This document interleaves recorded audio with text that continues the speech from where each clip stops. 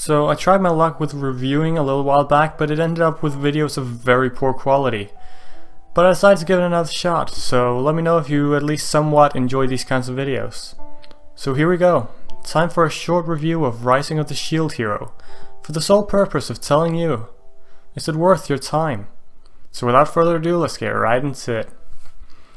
Ah yes, Rising of the Shield Hero, the newest anime to spark controversy following in the legacy of Goblin Slayer. Do I personally find it controversial? Not at all, but I guess I can at least see where they're coming from, even if they are severely overreacting. Let's start off with a quick summary. I'll try to keep it very short.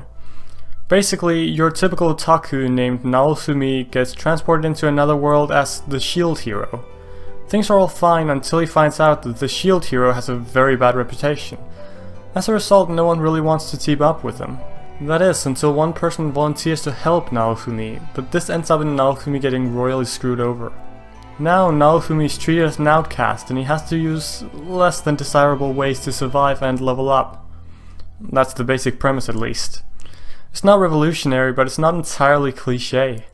The show takes on a much darker route than most other isekai anime, so already at this point, if you're not really looking for a more dark and serious show that still retains some of the normal aspects of an isekai, then you probably won't enjoy this show that much.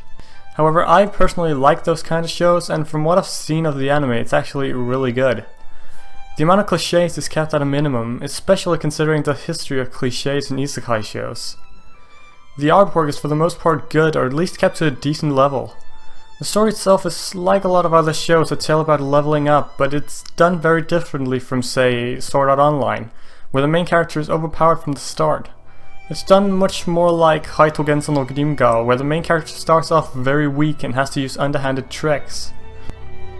The soundtrack is done by Kevin Penkin, and to say it bluntly, Kevin Penkin's a god. If you don't know Kevin Penkin, it's the guy who made the soundtrack for Made in Abyss, which is, mind you, a masterpiece of a soundtrack. I mean, look up Hana Sevi Karadinha and tell me that's not the work of a god. And again, in Shield Hero, he doesn't disappoint. There have been quite a few kick-ass soundtracks already, so I'm personally really looking forward to it. So, let's get to the conclusion, shall we? Rising of the Shield Hero, or Tate no Yusha no Nariagari, is very akin to darker isekai shows like Overlord, Haito Genso no Grimga, or Re:Zero. So if you liked either of those three, at least give it a shot. To be honest, the only scenario I can really come up with where you should not watch Shield Hero is if you get easily offended by stuff like rape accusations, which I could easily see being the case for a lot of people. Or if you don't like a show where the main character isn't exactly portrayed as the hero. However, if you don't fall into either of those categories, then Shield Hero is definitely worth your time.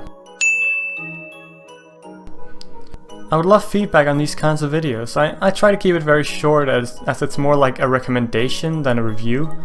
If you have any anime you want me to cover in this format, or if you want me to do a full review of an anime, let me know in the comments.